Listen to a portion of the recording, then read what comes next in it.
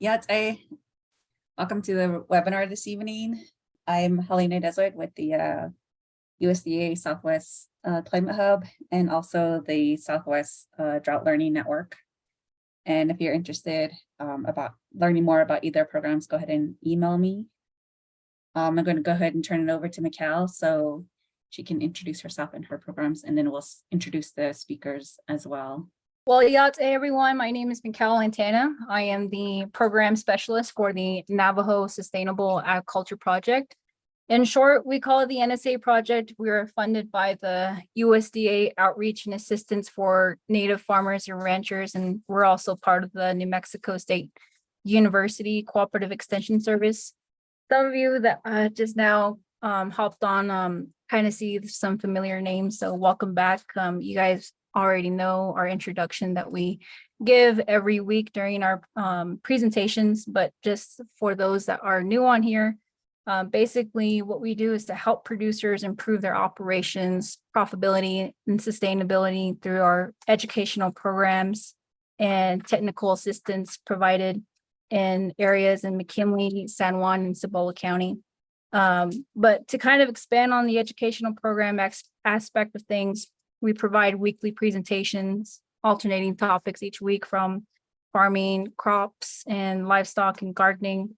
We also host in-person workshops since COVID has lifted, and we're slowly getting back out there and working with our project partners from soil surveying, herd health, conservation planning, and as well as providing USDA resource fair, gathering local field reps and providing local programs that they have to offer to help increase Navajo farmers, ranchers' knowledge and accessing these available programs.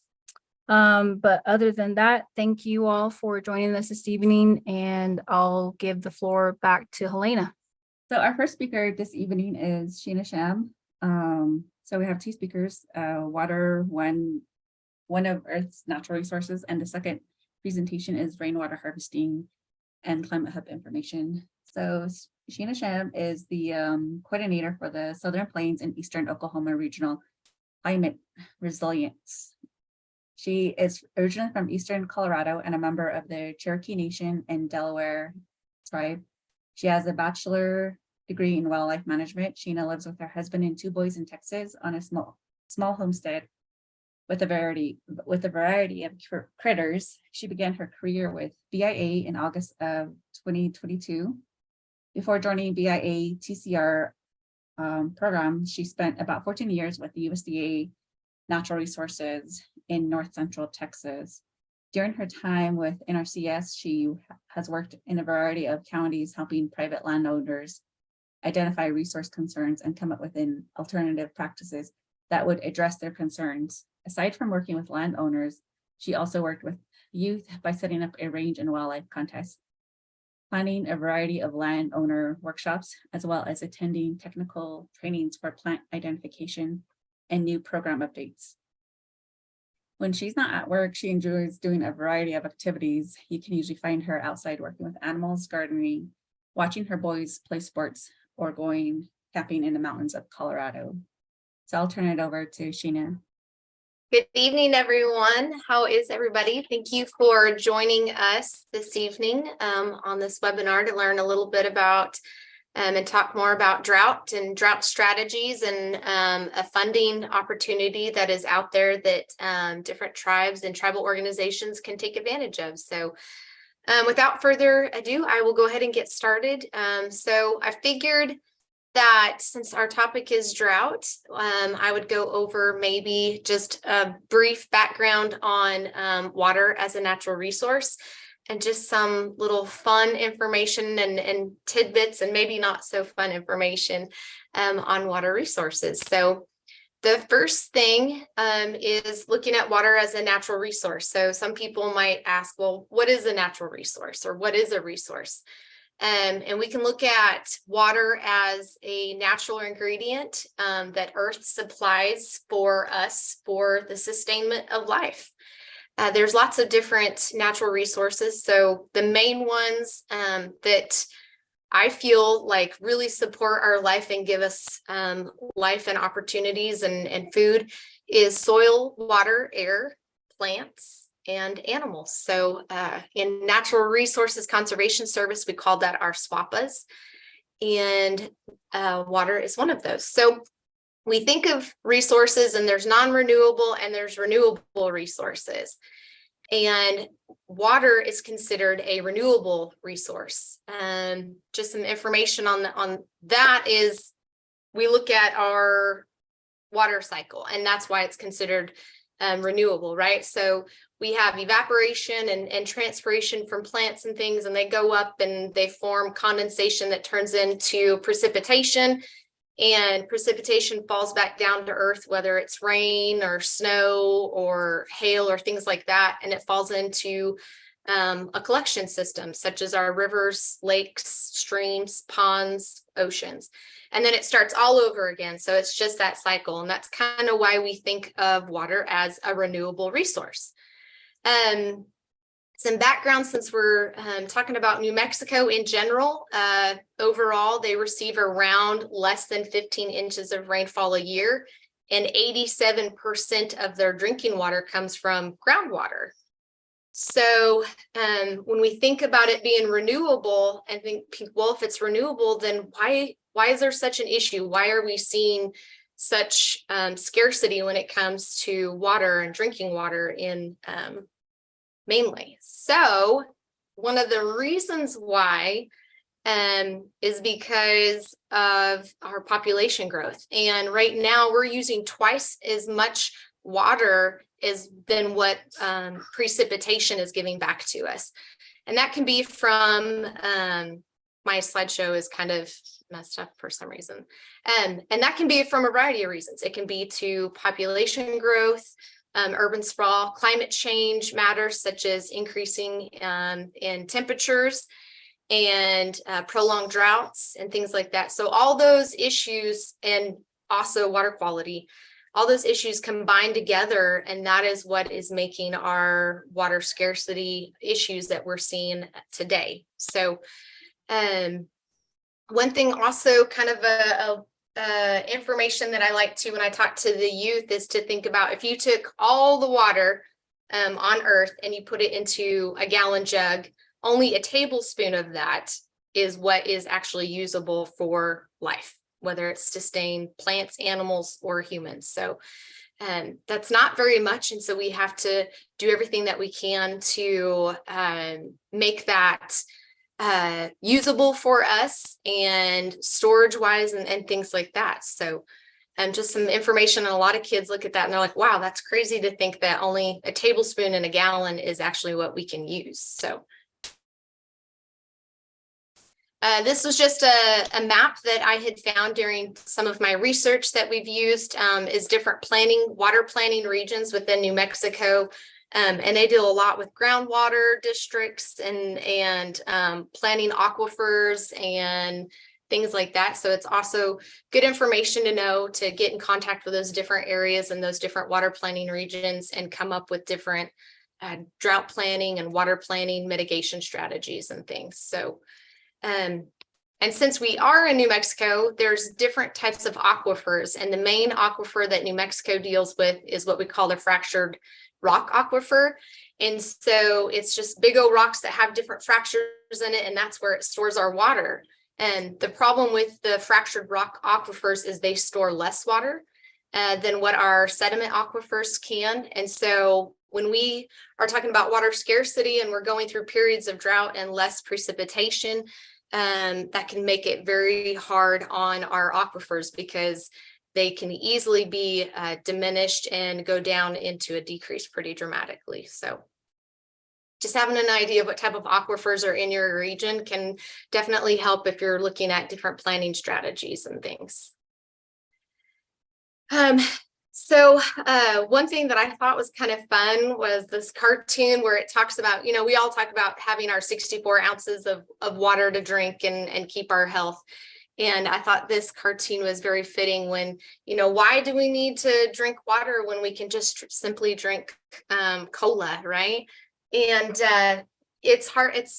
one of the other issues that have led to our water scarcity is everything that we do, different things we drink, manufacturing processes, lots of different things in our everyday life use water, different products and things like that. So my kids are always like, why do I need to drink water, Mom? I'll just drink cola. Well, you are drinking water, So it's just kind of a different way of thinking on things such as that. So different water strategies so that we can plan to help offset some water scarcity issues would be using native plants. I know here in Texas and New Mexico, a lot of housing developments that pop up and things like that is changing the way we look at, instead of having that green lush lawn that looks like a golf course, is trying to get people to look at native plants in beauty and not just a golf course or whatnot. Not saying there's anything wrong with them, but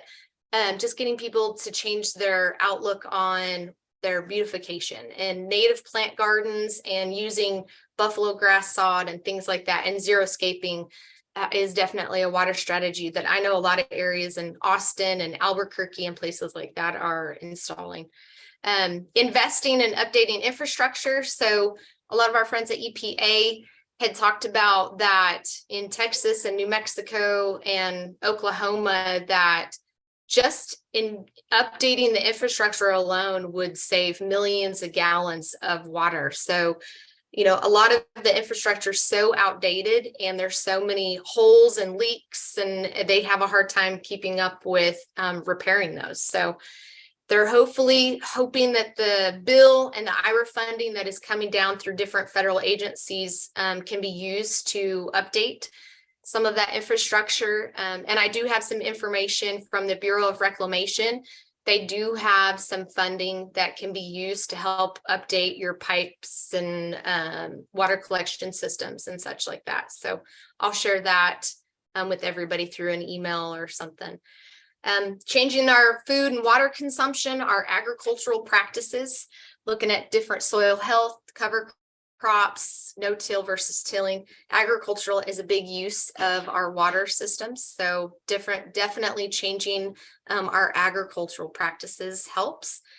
Preventing contamination, right? We only have less than 3% of Earth's water that we get to use to sustain our life. And if we pollute that, then that even lessens it even more. So, and then also increasing our storage capacity. And that's going to lead us to our next speaker with Jacob Schaffer. I think he's going to talk about different ways that we can all increase our storage capacity through rainwater harvesting. So that's just kind of a fun cartoon showing everybody holding up their buckets and turning on the faucet and trying to catch some additional water. So this is my information on the, for me, Shana Tallis does cover New Mexico and the Southwest region, the Navajo regions, but she is on maternity leave right now. So if anybody has any questions, needs anything, different ideas of different funding mechanisms that are out there, or just about our TCR annual awards, feel free to email me or call me or look at our website, and I'd be happy to answer any comments or questions as far as that goes. So without further ado, that was kind of just a short and sweet little as a natural resource. So I will turn it back to y'all. Okay, so we have a question in the chat. Absolutely. From Reba, what is the stat about half less water due to population growth? I'm sorry, it cut out. It says, what was the stat about half less water due to population growth? I'm trying to see. Half less water due to population growth. Oh, Great. yes. So they're saying that due to population growth and things like that, we're using twice as much water than what is being replenished through our precipitation. And a lot of that can be attributed to population growth and changing in our environments and things like that, such as increasing in temperatures and drought frequencies. So, and also due to production, right? All of the different goods and manufacturing that we do, we use so much more water than what we did 20, 30, 40, 50 years ago that we're using it at twice the rate than what can actually be supplied back to us through precipitation. So. And then another question, it says, do you have an update drought status report that you can share? Absolutely. I can drop that website. If you follow drought.gov, there is a map on there. And you can even look up your county, and it shows you all the history of your county, your state. You can look at any state, and they usually update that every Thursday. So, but I can drop that website in the chat for you for sure. And I believe NIDIS has some different tools that everybody can use. They even got it down to where they have them different stations for different reservations and things like that too. So I can drop those websites in the chat for sure. Thank you, Sheena. Awesome. Thank you. You can stop sharing your screen. We can see your email. Oops.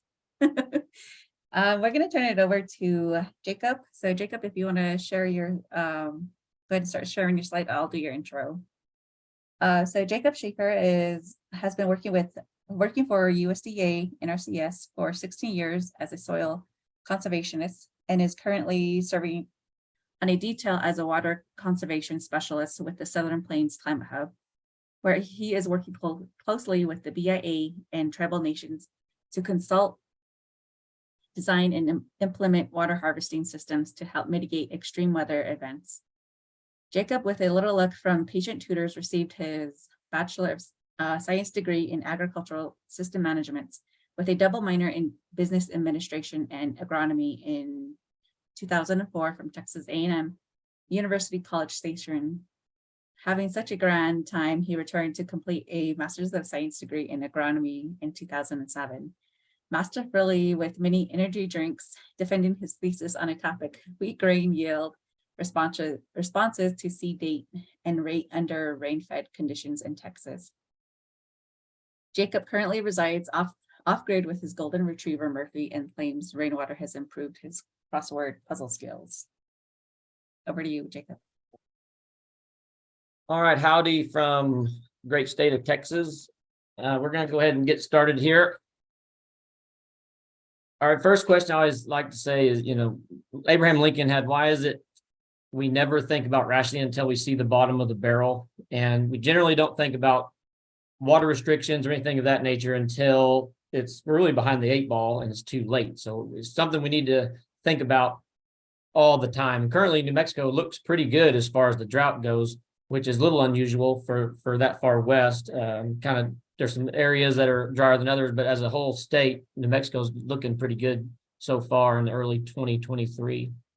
Just real quick, I'm with the Southern Plains Climate Hub, so I'm just going to go over real quick of what we do over there. If y'all work with Helena, y'all may be familiar with the Southwest there in Jornada.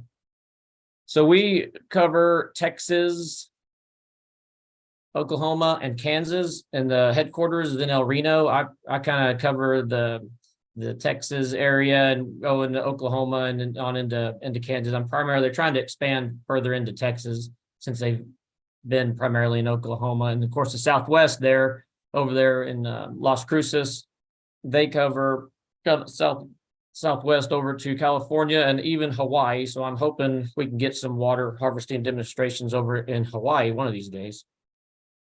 But what we do is basically take information and try to distribute it to farmers, ranchers, tribal nations, that sort of thing, as a hub with the Forest Service, BIA, Extension, universities, and take science-based research and make it where it's a little more easy to understand. All right, so first question is water harvesting legal in New Mexico? And the answer is yes, it is, and it's actually encouraged. I just did a little search kind of in Santa Fe and Albuquerque. This was off the Albuquerque website, this 505 outside, and this just showed some of the rebates that they had, which was pretty interesting. So right here you have $25 off with the 50 to 149 gallon, $50 rebate for 150 to 299 gallon. And of course, you can go to their website. I think I have it down here, this 505 outside, just do a Google search. This is the Albuquerque one and kind of follow their requirements, but there are some rebates in the bigger city areas in New Mexico, which is good, that's encouraged. Couldn't find anything in Las Cruces. I found some information on water harvesting, but I don't know if they have any rebates, but they may, if you ask, who knows, they may have some rebates there as well. Area lake data, pulled this. So Texas has a pretty good website on lake data. This is Elephant Butte. And if you look, it's actually, I know it looks 26% full. It may not look like that's the best, but if you look 6 months ago, it was 9% full. And 1 year ago, it was 13% full. So it's received quite a bit of rain and is higher level than it has been in a while. So that is good to see. But again, if we can get some water in another area or collect it ourselves, it just helps us in a better situation as far as irrigating or supplying water to animals. I like this slide. This is, how do you have a drought plan currently? Some of us do have a drought plan, some of us don't. 2022 was pretty bad there in New Mexico and Texas as well. So this is what my drought plan looked like. I had a plan, and of course it got knocked on its face because we had a drought almost as bad as 2011. But you have a plan, and then you need to adapt from that plan. So just it's good to have a plan, but sometimes when a drought hits, it hits you pretty hard. These next couple of slides, I'm going to go over just the project we had here in Parker County, Weatherford, Texas. We are leading the state currently in water wells being drilled. When I arrived in Parker County back in 2014, there was around 500 wells being drilled every year. I pulled the stats just the last 2 years, and last year there was 1,100 new water wells, or 2 years ago was 1,100, and then last year was 1,300 new water wells. So we're getting a lot of, I like to call that the California effect. We're getting a lot of California's, Ohio, New York, folks moving to Texas, which is a great state. We welcome them. But a lot in these rural areas where you may not get a meter, they're going to drill wells, again, taking that from the aquifer and then want to water their grass and that sort of thing. So this is a pavilion project that back in 2020, the Sheriff Posse and the Parker County Livestock Improvement Association, along with Upper Trinity Groundwater District and Parker County Soil Water Conservation District, partnered on this 100-foot by 300-foot pavilion where they have show animals and rodeos and that sort of thing. So that's 30,000 square feet. And so kind of the rule is how much water can you capture? If you take the square foot of the roof, so in this case, it's 30,000 square feet, and then cut that in half, that's 15,000 gallons in a 1-inch rain. So you're looking at roughly 4 inches to fill a 65,000 gallon storage tank. To just give you an idea. And then we worked with our commissioner, Larry Walden, and then our chairman, Melton Harms. And so regularly, just like any other pavilion, you just have gutters, downspouts that just flow onto the concrete and then out into the parking lot and then on its merry way, wherever it might go, puddle up, make some mud in the parking lot, that sort of thing. And so we had to do a little bit of excavating and get some stuff out of the way so we get this system going into where we want it to go, into a 65,000 gallon tank. So that's what these pictures are gonna show. So this is again, so there's two different systems. This is what they call a wet system, which means, water will seek its own level. If we go back to our chemistry days, physics, is as long as the gutter is taller than the tank, water is going to go up and over to the size of that, to the height of that gutter, actually to the height of the gutter in 1 inch if everything is secure. And so this is what we used on this system because of kids, cars, animals, that sort of thing, to get that pipe out of the way so it's not above and no one can run into it or that sort of thing. And so that water will go down in the pipe underground and then up over into the tank. And so this is them just putting the 4-inch PVC pipe underground, connecting it to the old downspouts. And you can see they had to do a little bit of construction, just some 90 elbows. Really, if you can glue PVC pipe together, you can install these systems pretty easily. And so first thing, now, may not be big tall trees in some areas of New Mexico, but over here, there's quite a bit of tall oaks. And so the first defense is this little, I'm not sure if y'all can see my cursor, but this middle picture is what they call a leaf eater. And when you get your acorns, leaves, bird feathers, that sort of thing coming through your gutter and then your downspouts, this is going to deflect that first major debris before it gets into your tank and then flow into your pipes and then on into under the tank. So this is under each of one of these downspouts down this pavilion. There's 11 on each side, so 22 downspouts. Normally this would be a insulated well house, but since it's not a well, this is just a pump house where they put the pump and filtration system and that sort of thing. So I was just taking a picture before they got it all set and everything. This is just, again, them getting ready to install that. This big pipe down kind of the lower corner there is a 6-inch pipe. So we had 2 4-inch pipes on either side of the building. And then before they went to the tank, they tied into 6-inch pipes. And then that's what went up and over into the tank. And then now this is inside the pump house.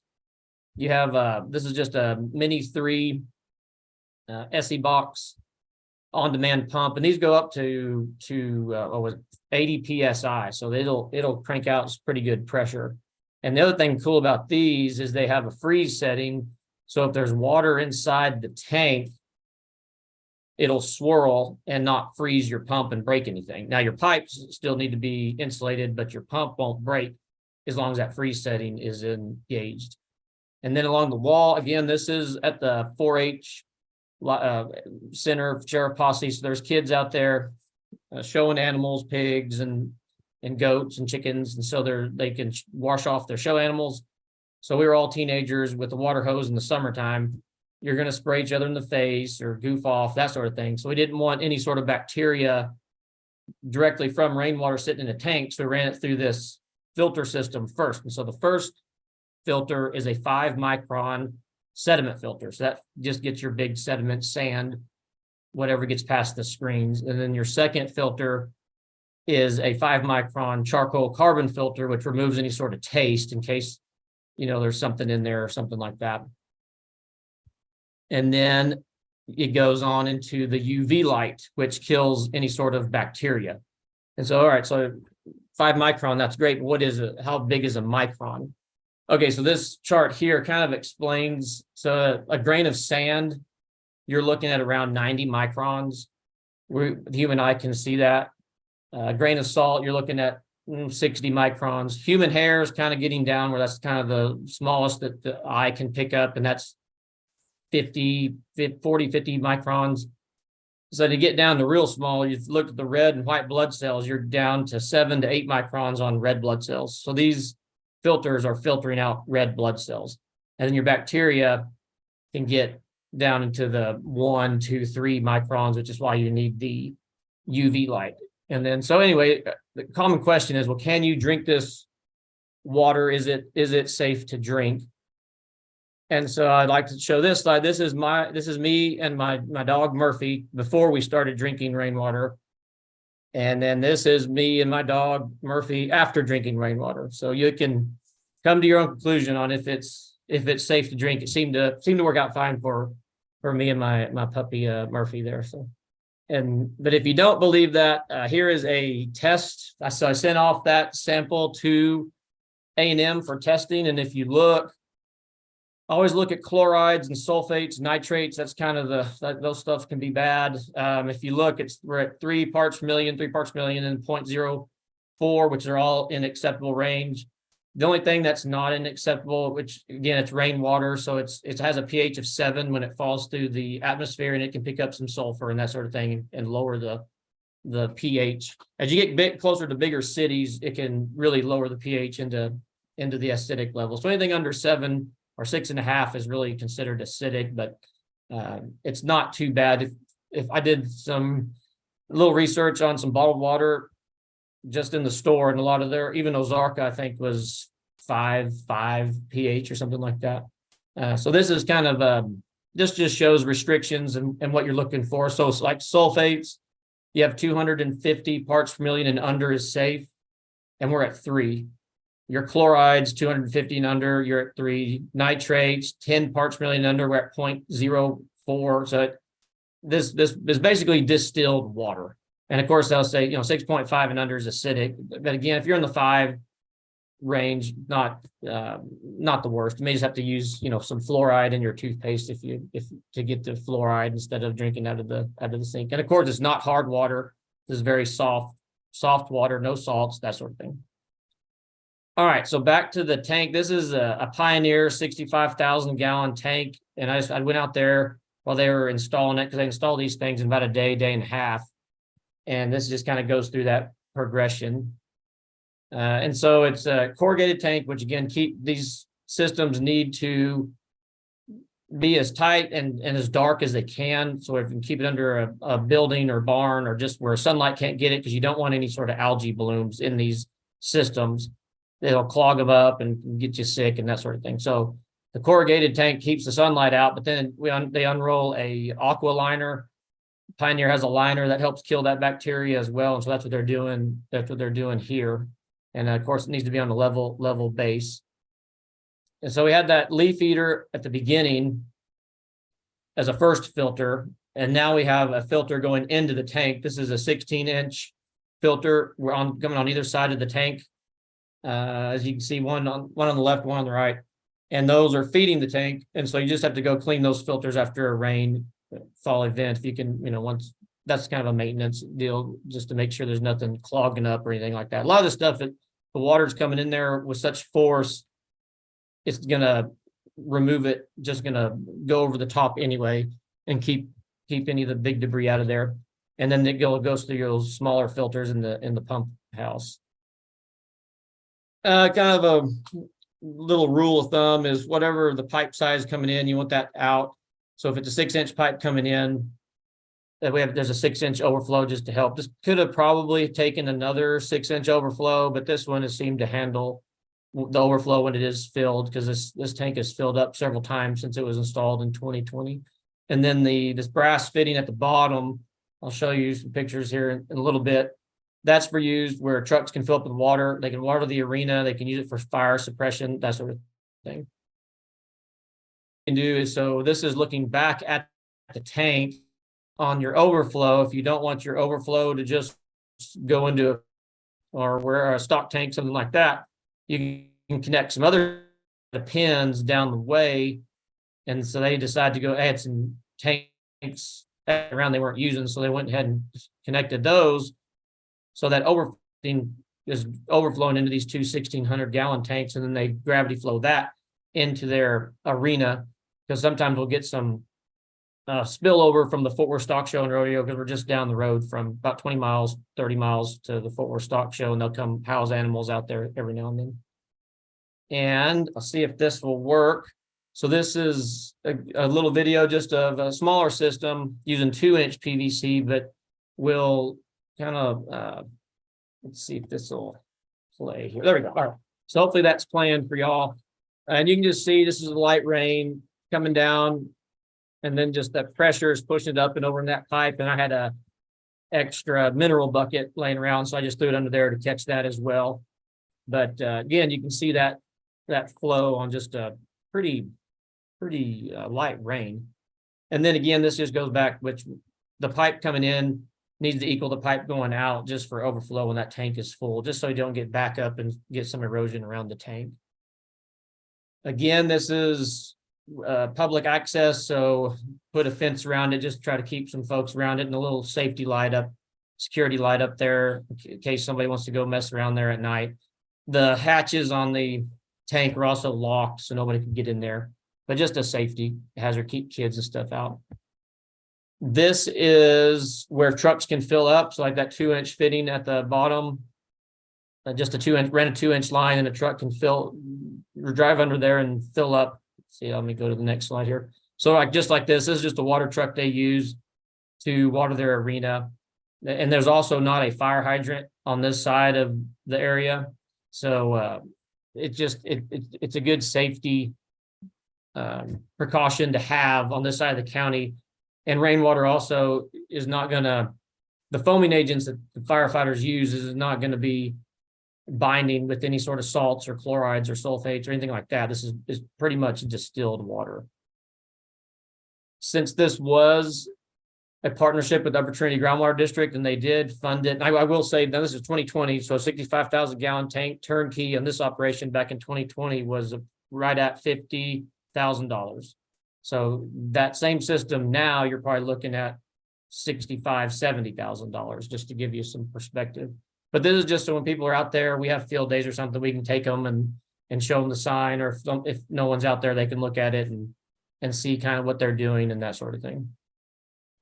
Melton Harms, he was on the chairman. He was a big reason why this happened. He passed away shortly after we got it installed. So he was able to see it, but we dedicated this project to him, because without him, we would not have got the funding from the Upper Trinity. And then this is Larry Walden, the commissioner, and Melton Harms with the 2020 Texas Rain Catcher Award, which is pretty cool that they went ahead and submitted to that Texas and they won that for that big outreach for water conservation with Upper Trinity. So that was cool. This is a drone footage of that, our view of that. So again, take the square footage, 50% will equal the gallons of water. It's 100 feet wide by 300 feet long. And then you've got that 65,000 gallon tank, which is 40 feet in diameter. So not huge. You could even put a gutter on that if you so desired and collect water off of that tank as well. I'm going to go through just a couple other slides of kind of other uses, so you don't have to think it has to be this big of a system. If you have greenhouses or need irrigation, this is a project in Parker County that we worked with. Just some 30-foot by 72-foot greenhouses, had some erosion on this side of the high tunnels, and decided to put some tanks there and then divert that water on down the road. These bottom pictures are just showing you how easy it is. The gutter was already on these high tunnels, and the landowner just put a piece of metal or a sheet metal, bent it, and then put a screen over the tank and put that water right in there. So it filled up in the first, I think, 2-inch rain. The system was filled up. These are two 2,500 gallon tanks and two 3,000 gallon tanks that was used for just supplemental water for a high tunnel system. Actually, I'm using this picture as my background. So this is another project. This guy had a sick pen where he kept cattle and didn't have any water up there close. And so I was like, well, why don't we catch it off this barn? And so he already had this slab there. This is a 3,000 gallon tank. And I have on there as far as a PSI. So again, going back to our high school days, 2.31 feet equals 1 PSI. And likewise, 1 PSI will raise water 2.3 feet. So if you take 10 feet, because it's an 8-foot tank and it's on about a 2-foot slab, it's getting 4.3 PSI to fill this 50-gallon galvanized trough there. And he's going to get every drop on that since it's higher than the trough. And then if you look in the background there, that's what they call his first flush. So the other system had leaf eaters. This system has a first flush. So you're going to catch your first few gallons of water in this pipe, and that's going to be, again, your acorns or twigs or catkins if you got oak trees, that sort of thing, ants, crickets, all sorts of stuff get in here. And then it's going to backflow and then go into your tank for a screen. And then this is his overflow, where he kind of has his overflow pipe where it's going back into his trough there. But it's on a concrete slab, so there's not to worry about any erosion.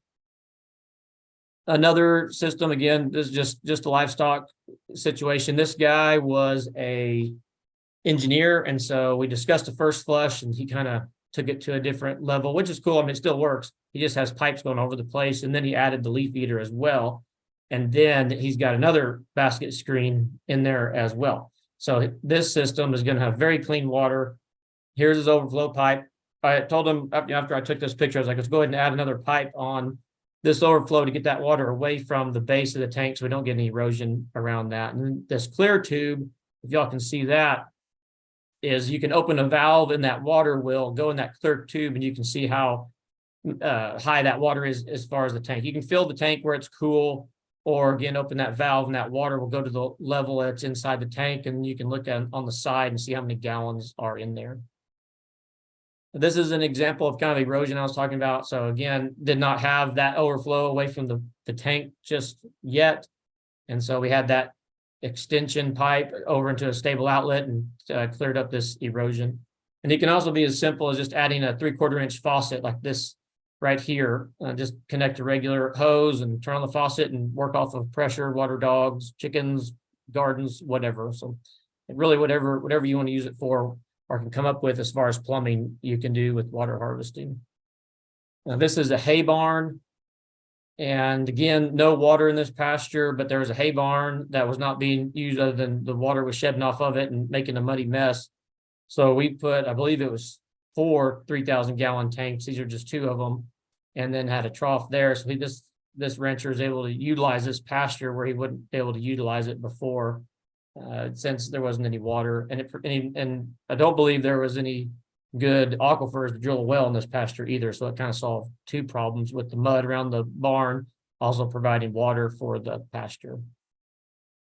That one pump at the sheriff posse was just an on-demand, like an RV. You turn on a faucet, pump kicks on. This is more, I guess, old school or traditional. If you want to pressurize your house or whatnot, you just do a pressure tank, 1/2 horsepower pump.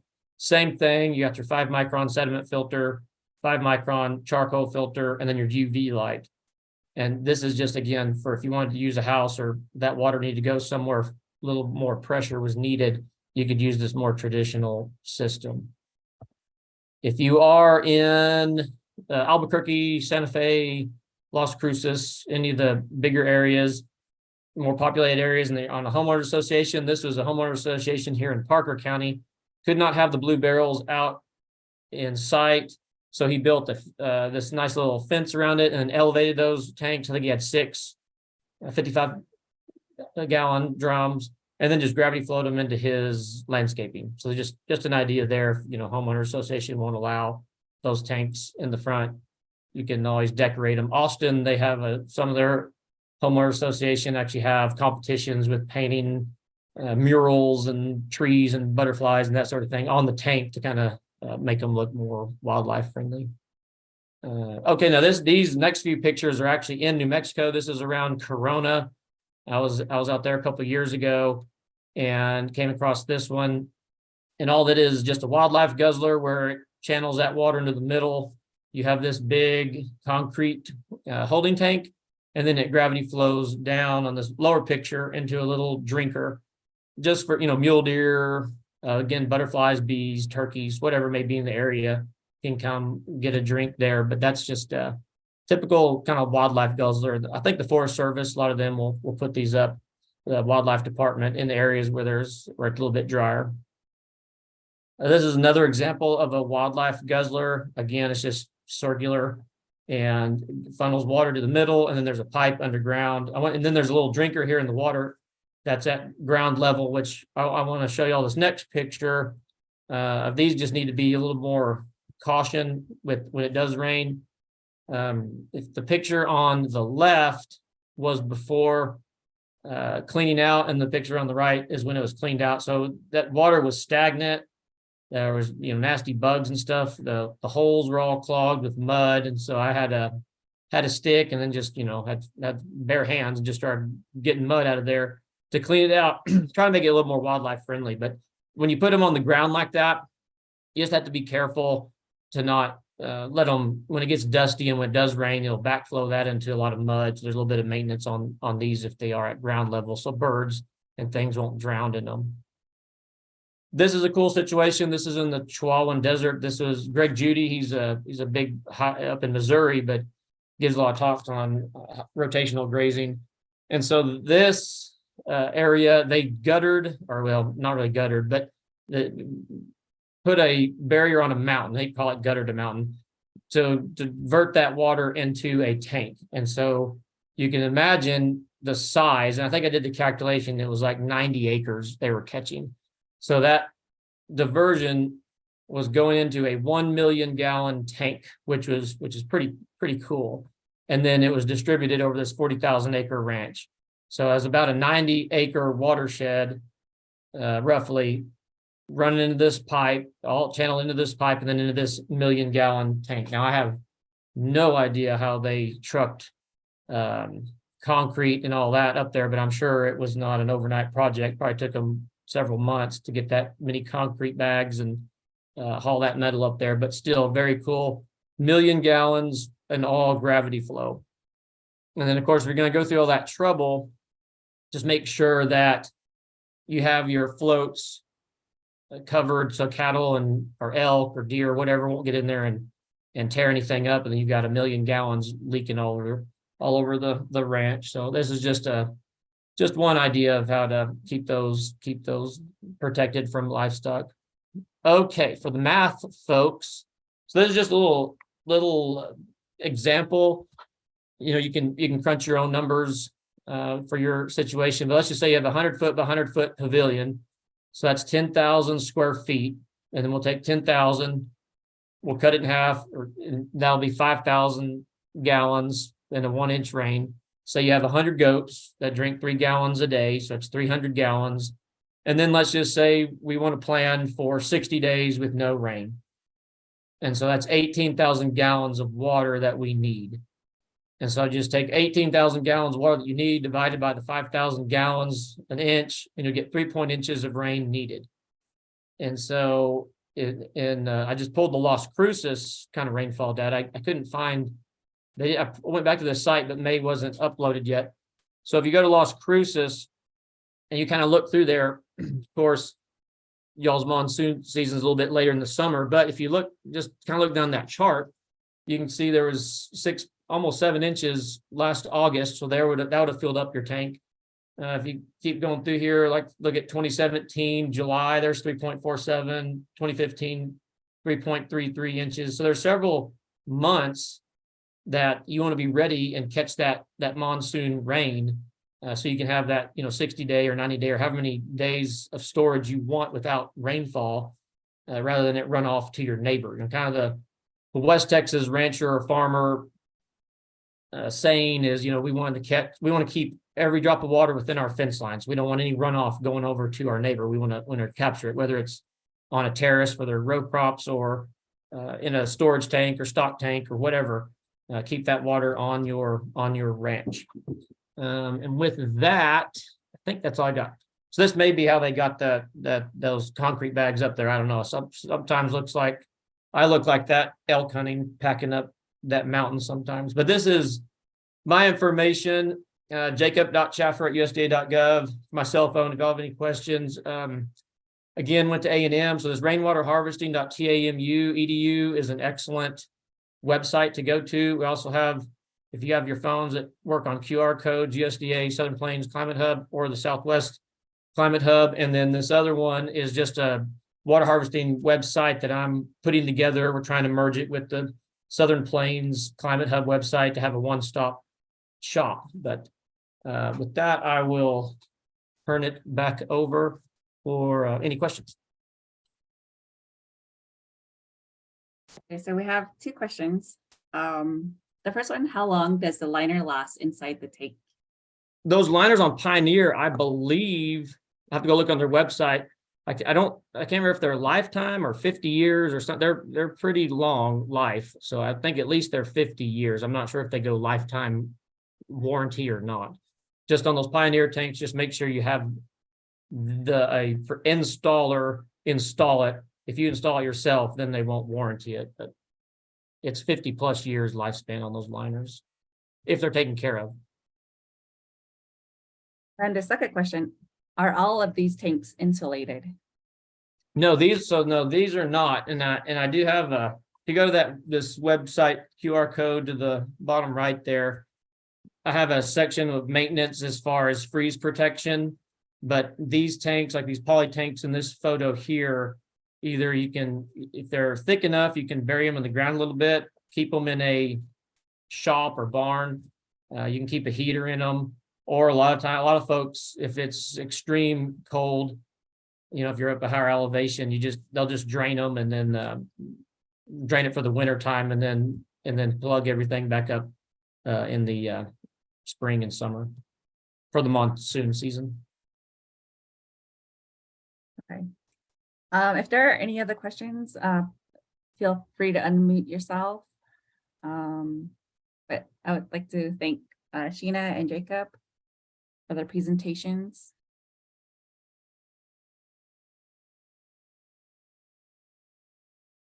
And I believe Sheena has a few slides to share as well from the Southwest BIA section as well. So if you would like to share your screen as well, Sheena.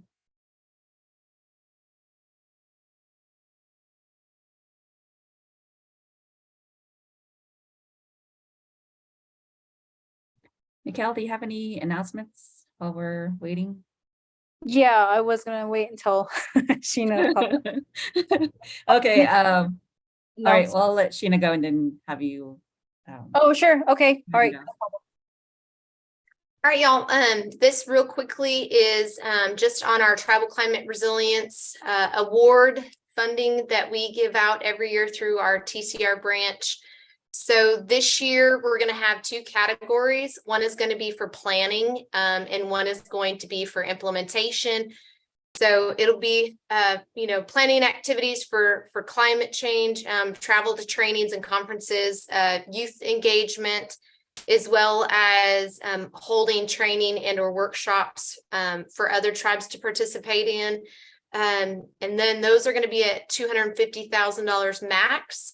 But we are going to have a set aside for tribes or tribal organizations that have never received a planning award. And you can also use that money for vulnerability assessments on drought, health vulnerability, infrastructure vulnerability assessments, wildlife assessments, you name it, and we can make it work one way or the other. The other category is our implementation category. So that is for tribes and tribal organizations that maybe they've already done their plans, they've already done some vulnerability assessments, and now they're ready to put those strategies into place, such as rainwater harvesting or putting in extra pipelines or having monitoring stations set up on their aquifers or their streams and rivers and lakes. So that one's going to be at 4 million max. The other set aside that we're going to have for that is going to be for the habitat restoration and adaptation.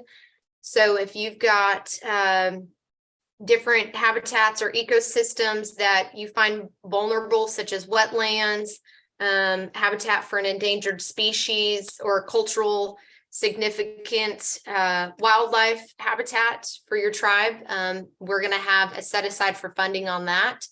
There's not going to be any maximum on it, but I think they're looking to award around $35 million for habitat restoration in that. So that's just kind of a brief breakdown of our TCR annual awards solicitation that's going to be coming out in July. So it'll come out in July, and you'll have till October 10th to submit a proposal. So if anybody has any questions on those, definitely feel free to reach out to me or anybody at our branch, and we would love to answer questions and talk about different examples and give some tips and tricks on it. So I just wanted to throw that out there. And then real quickly, Jacob and I have worked with the regional BIA offices in my region, and we've actually been able to fund some smaller scale rainwater harvesting systems for some different tribes in our region. So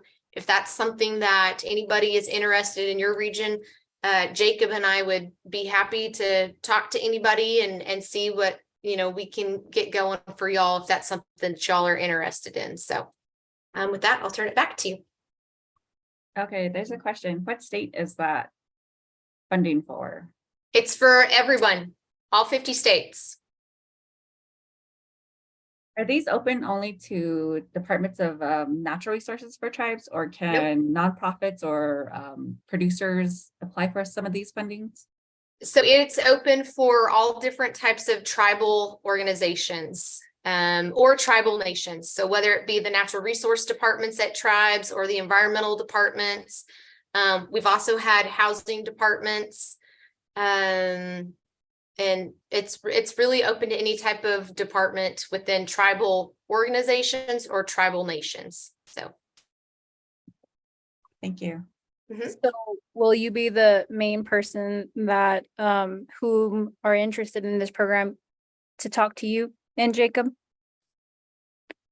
For TCR, yes, it would be for me or Shayna Tallis when she gets back from maternity leave. And I believe she's getting back at the end of September. So about the time that our cutoff for to submit a proposal is when Shayna will be back. So if you have questions before then, give me a shout. So if you're looking for something more localized and you want to deal more on the regional level with the regional BIA office, not the huge TCR annual awards that's for all 50 states. Yeah, Jacob and I would be happy to work with anybody in New Mexico and be that bridge between the regional office funding and the tribe and see if we can't find you some funding. So. Okay. Before I share my announcement, Sheena, you have a question from Reba. Who is the funding through? So this is going to be through the Bureau of Indian Affairs Tribal Climate Resilience. That's our TCR annual awards for the planning and implementation part. For the small, just demonstration type of projects that we've been able to get funded rather quickly has been through the regional office funds. So there's two different funding mechanisms there.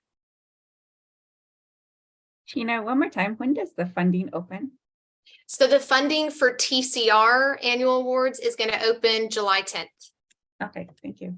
The solicitation, we are hoping to have the solicitation out by mid-June to kind of give everybody a heads up and get prepared for it. And then you'll have till the beginning of October to submit a proposal.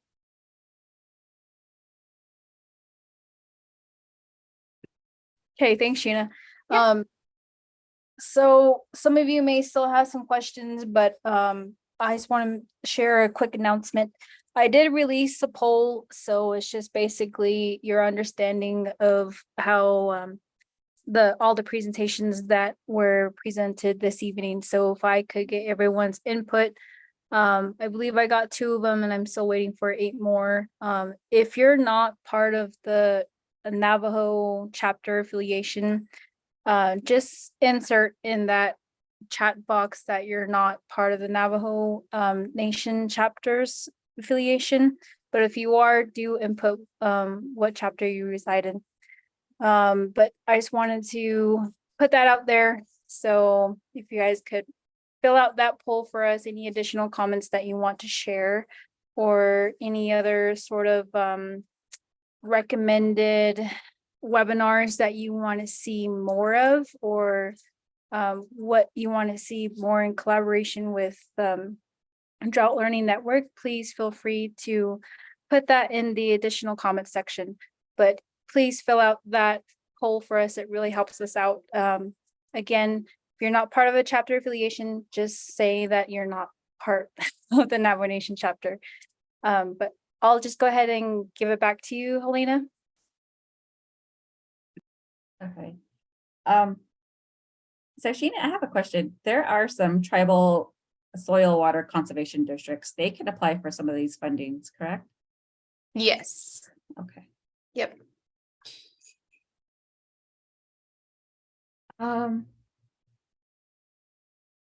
That's it for this evening. Thank you everyone for joining us. Our Mikhail, if you could share the slide to show the date of our next webinar, I'd appreciate it. I believe it is Ferdinand Nota from Navajo Nation Department of Ag, and he will be talking about Agricultural Infrastructure Fund. And then on June 27th, we have Cody from the National Drought Mitigation Center. He will be presenting about considerations when preparing for and managing drought on the ranch.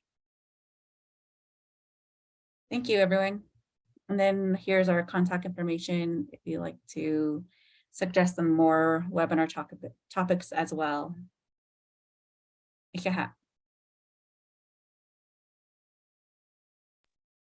Thank you, everyone. And thank you for filling out our polls. We really appreciate it, and we hope to see you in our next part 4 of our drought series.